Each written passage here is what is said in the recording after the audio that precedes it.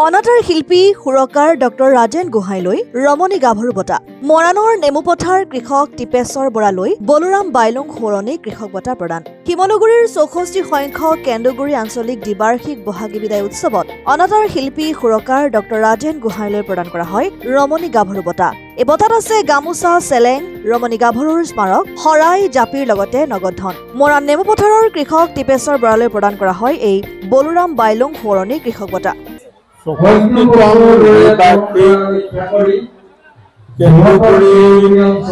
আঞ্চলিক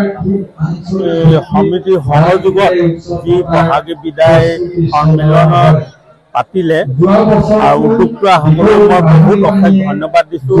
কাৰণ যিজন নেকি কৃষকে শস্য উৎপাদন কৰি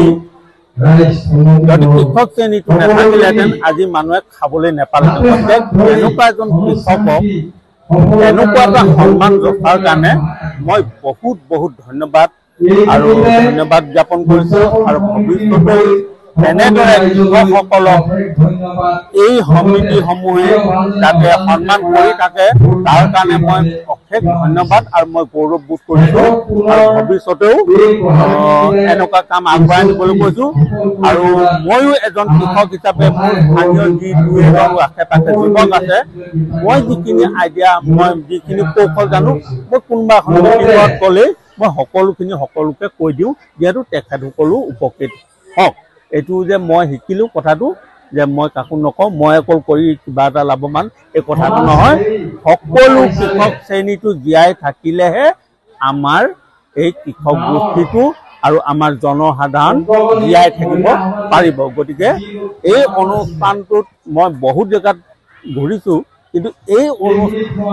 কেন্দুগুৰি অঞ্চলে যে এই পদক্ষেপটো লৈছে তাৰ কাৰণে বহুত বহুত ধন্যবাদ আৰু মই আজি এই মঞ্চত দুআষাৰ ক'বলৈ পাই মই বহুত আনন্দিত হৈছোঁ। নাজিৰাৰ পৰা যদুমণি হাজৰিকা ৰিপৰ্ট অসম আদিত্য।